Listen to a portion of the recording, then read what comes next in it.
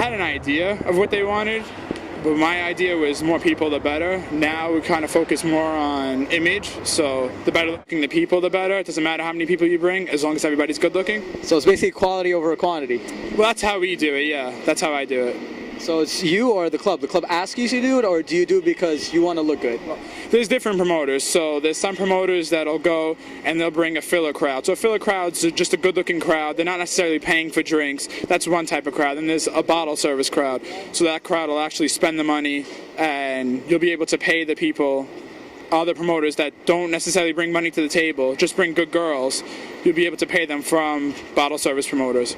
Some nights and clubs are model nights, so unless you're a model or a really cool just hipster person and whatnot, you don't get inside.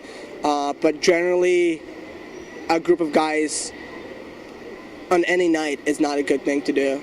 I mean, to get the crowd, you basically have to, again, manage your crowd. So I try to avoid the situations where I can tell people, oh, you can't come in, your friend's too short, your friend's too big, your friend's not dressed well.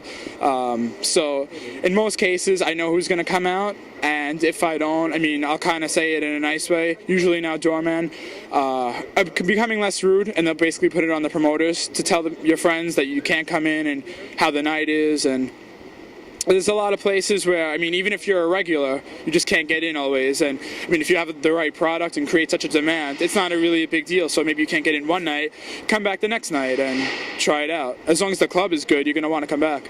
Okay. So when I started promoting, it was weird. It was more like, hey, bring a certain amount of people, get paid.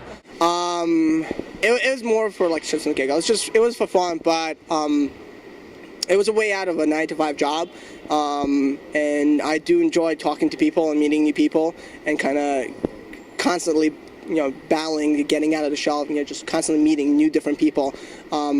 It's a challenge, and I love it. So that's why I enjoy meeting new people. I genuinely don't like clubs. I mean, they're pretentious.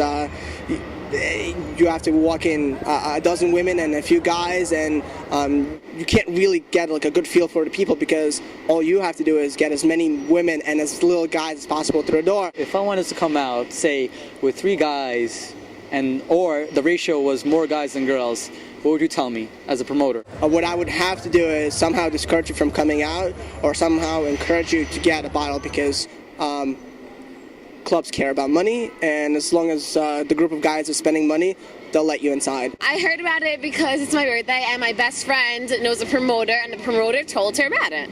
And is this promoter here right now? Yeah, where's the promoter? Mike Clemente. Oh, Mike Clemente. Oh, wow. So you got a huge crowd, right? Yes, we have like 25 people. So you earn respect with the club. So the more respect you have as a promoter, the faster your guest list friends get inside. So your guest list is only as good as the promoter's name and it's his reputation.